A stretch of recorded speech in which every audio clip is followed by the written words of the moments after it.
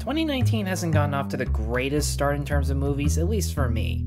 Sure, there are ones like Us and Endgame that get our hearts pounding and surprises like fighting with my family, but there have been more weekends this year where going to the theater didn't or shouldn't have felt like an option. So I started wondering to myself, what does that mean for movies now? Sure, it's fun to complain about how movies have lost originality, are gritty and downbeat, and have changed everything about the source material on Twitter, Facebook, Instagram, and even waiting in line to get your popcorn.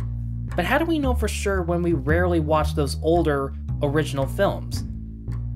That were not exactly that original to begin with, were gritty and downbeat, and have changed everything about their source material. Seriously, how many of you have actually seen that many classic older films? The next time you log on to Netflix or Amazon, maybe hit up the classic movies sections first. See what makes the original concept films stand out the most. And the adaptations that have spawned sequels and franchises since, don't just look at the changes. Ask yourself, why make those changes to begin with? And if that doesn't work for you, well... read a book, people! Plus, don't forget, there is more to life than just film.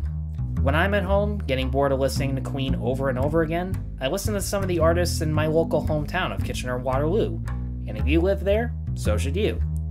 I've listened to so many different solo artists and bands that have their own unique spin on music. I've even been to a couple shows here in town. You should too. When I get home from work and get bored of waiting for my Netflix to turn on, I practice drawing Disney characters, some of which you may see in later videos once I learn how to start drawing eyes properly. I'm just starting, okay? And in case this video hasn't made it clear, I've been brainstorming potential new video essays and rewriting older potential ones. And if you're on YouTube just as I am, trying to create content, well, you should too.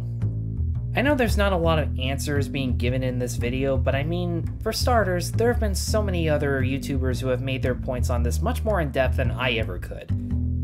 Mostly just because they were there first, but what are you gonna do? And knowing the internet, you've probably already made your option about everything I've already said before I said it. And if I helped you in any way, shape, or form, great, that's what I'm here for.